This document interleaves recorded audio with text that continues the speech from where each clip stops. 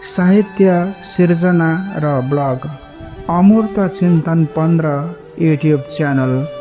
साहित्य सिर्जना र ब्लग अमूर्त चिन्तन 15 युट्युब च्यानल।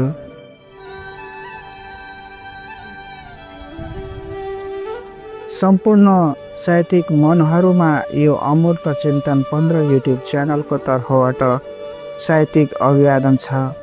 गजलका शेरहरू यसरी सुरु हुन्छ।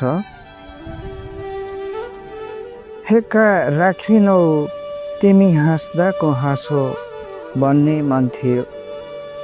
हेक्का राखिनौ तिमी हाँस्दाको हाँसो भन्ने मन थियो।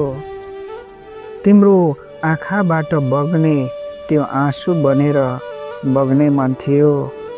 हेक्का राखिनौ तिमी हाँस्दाको हाँसो बन्ने मन थियो। यतिसम्म कि यदि कसैको यादले तिमीलाई सताएर औडाहा भइदिँदा, यतिसम्म कि यदि कसैको यादले तिमीलाई सताएर औडाहा भइदिँदा, तिम्रो याद बनेर सम्झने मन थियो। हेक्का राखिनौ तिमी हाँस्दाको हाँसो बन्ने मन थियो।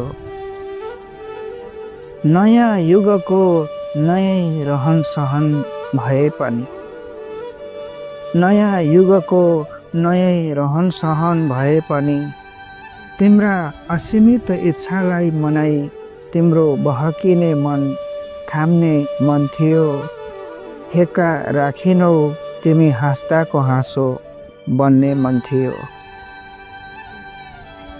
तनावले राज गरेको दुनियाँमा शिरमा झट्का लाग्दा, तनावले राज गरेको दुनियाँमा शिरमा झट्का लाग्दा, तिमीलाई गाह्रो भए तिम्रो मन बनेर सहने मन थियो। हेक्का राखिनौ तिमी हाँस्दाको हाँसो बन्ने मन थियो।